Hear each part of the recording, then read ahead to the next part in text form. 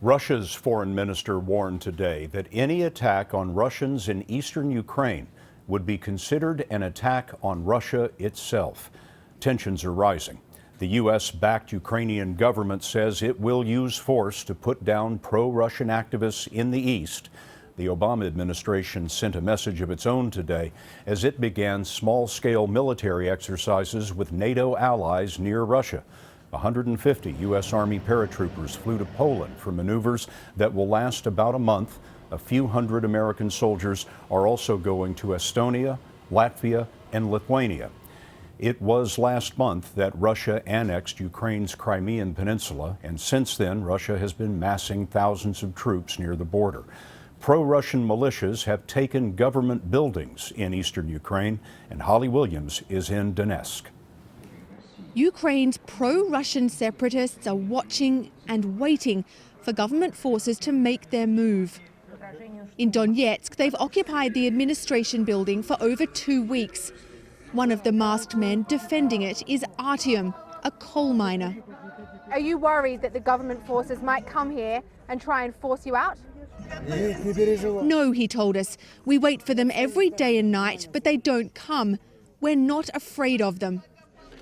Today, Russian Foreign Minister Sergei Lavrov issued the strongest warning yet that if there is more violence here, Moscow could intervene, as it did 6 years ago in South Ossetia.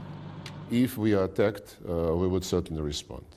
If our interests, legitimate interests, the interests of Russians, have been attacked directly, like they were in South Ossetia, for example, I don't see any other way but to respond in full accordance with international law.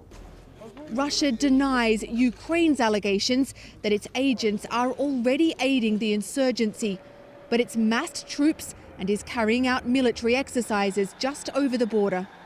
The separatists want a referendum and they hope for an independent state. They say Ukraine's government discriminates against Russian speakers in the country's east, and they blame the US for supporting Ukraine's leaders in Kiev. If this does spiral into civil war, the fear is that the US and Russia would be dragged into the conflict. Holly is joining us now. Holly, we heard earlier today that the Ukrainian government was going to send troops to a village near where you are. Do you know what happened? Well, Scott, Ukraine's Interior Ministry said that the village of Sviatogorsk was liberated from separatists by the country's special forces. But this could all be part of the propaganda war that's being waged here, because when we spoke to local residents, they told us their village had never been occupied by separatists and they hadn't seen any soldiers or any fighting. A war of perception. Thank you very much, Holly.